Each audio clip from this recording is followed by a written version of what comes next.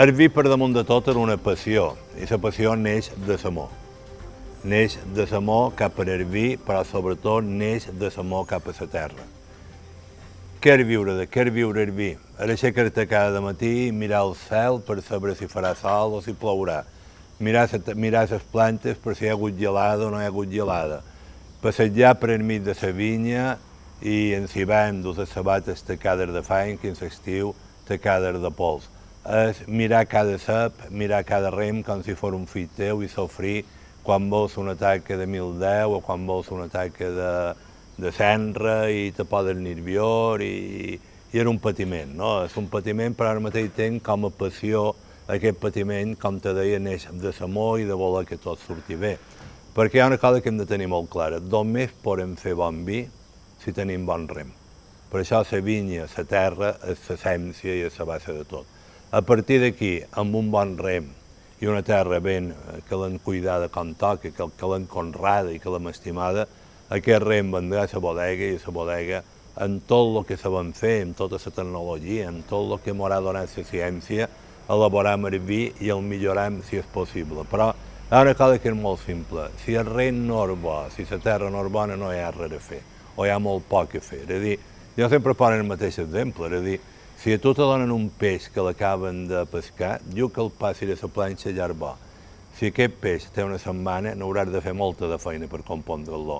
Clar, el gran moment, el gran goig en el món del vi és quan ara que vas a barema, quan has fet el vi i obs una botella, el boques dins aquella copa, l'ensumar, el saborelles i ho notes tot. I notes i sents tota la feina que has fet. A cada copa hi ha un glop de Mallorca, a cada glop hi ha el sentiment de la terra, el sabor, l'aroma, tot hi és. Això és la gran satisfacció que te dona el vi.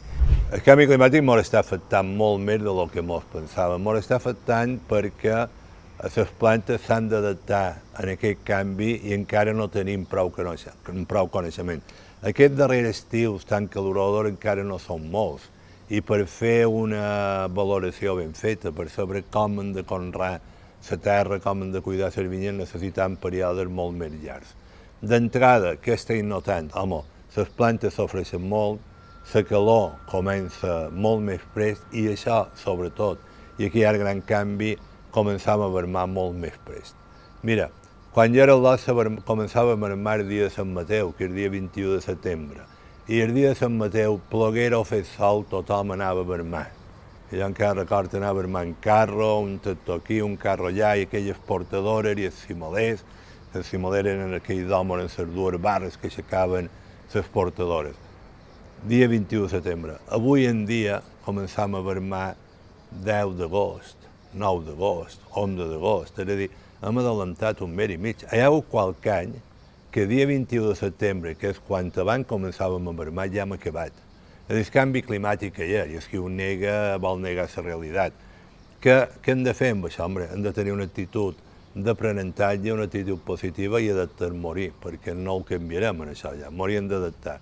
Quines plantes s'adapten més bé? No ho sé. Hi ha gent que diu les plantes locals s'adapten més bé. Hi ha hagut anys que sí, però hi ha anys que potser no s'hi adapten tant. No, ja no m'atrevesc encara a donar una conclusió. I després hi ha un problema afegit, que és el problema de l'aigua.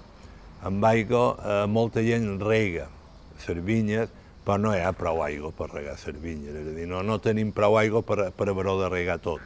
L'aigua depurada encara és una assignatura un poc pendent que tenim. A qualque vinya li podem donar una miqueta d'aigua depurada si està en bones condicions, però jo crec que aquí sí que hauríem de fer un gran pacte de país, per dir-ho de qualque manera, de que no se tiri ni una gota d'aigua a la mà, que se depuri tot, que se pugui tornar a reutilitzar i que sobretot el sector primari, el sector de l'agricultura i en el nostre cas de les vinyes, tinguem tota aquesta aigua en bones condicions per poder-la tornar a emplear.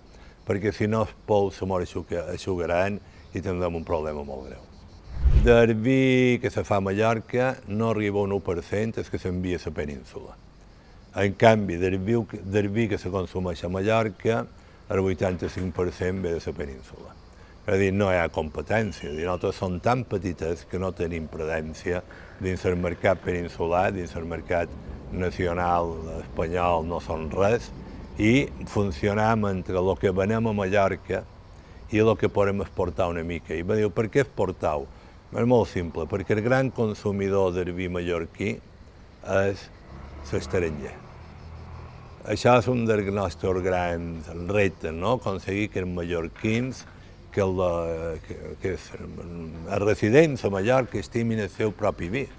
Però no, aquí encara hi ha molt de riojitis, molta verdejitis, molta riberitis, i pareix que el del vi mallorquí era un vi per turistes i per estrangers, que afortunadament aquest, com te deia, quan se'n van al seu país, moltes vegades volen seguir consumint el vi que han conegut a Mallorca i ho reclamen, i això ens afavoreix aquesta miqueta d'exportació que jo crec que no passa d'un 20% de tot el vi que se fa a Mallorca. El concepte d'enoturisme, el concepte de visitar bodegues, que és un concepte molt estès arreu del món, aquí ningú ho havia explotat pràcticament.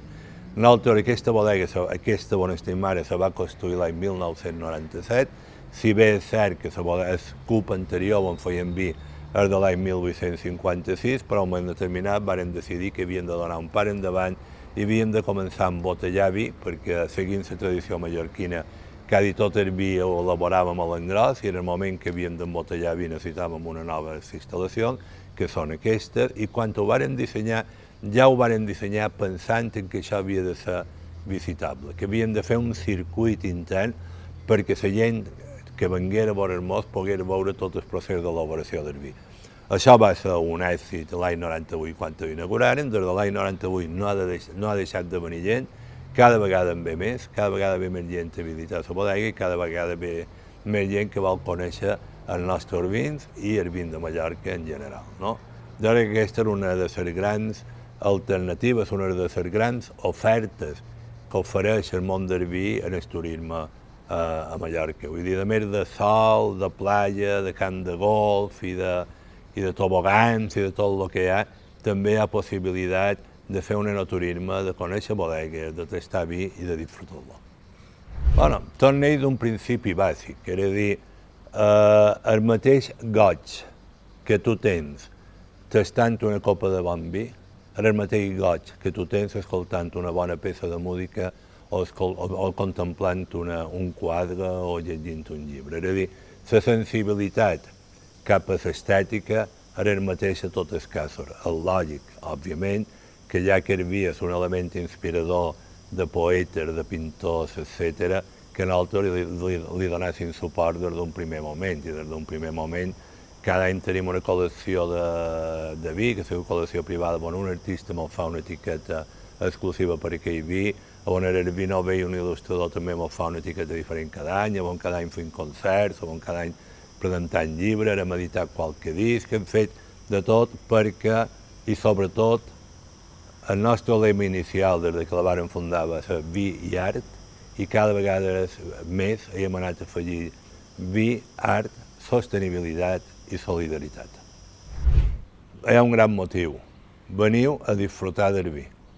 Veniu a disfrutar del vi i de tot el que elaboram per complementar vi. Aquí tenim balsàmics, tenim sal, tenim confitures, moltes coses, però la base de tot és venir a disfrutar, gaudir d'una bona copa de vi, del diferent vin, del blanc, del rodàs, del negre, del joves, del vell, del blanc fermentat en bota, de lo que vulgueu. Veniu, disfruteu i, sobretot, la gran sorpresa que vos n'adoreu quan tastareu el vi de Mallorca. Ningú se pot imaginar la gran qualitat. Mira, Macià Balda ha guanyat més de 350 premis internacionals.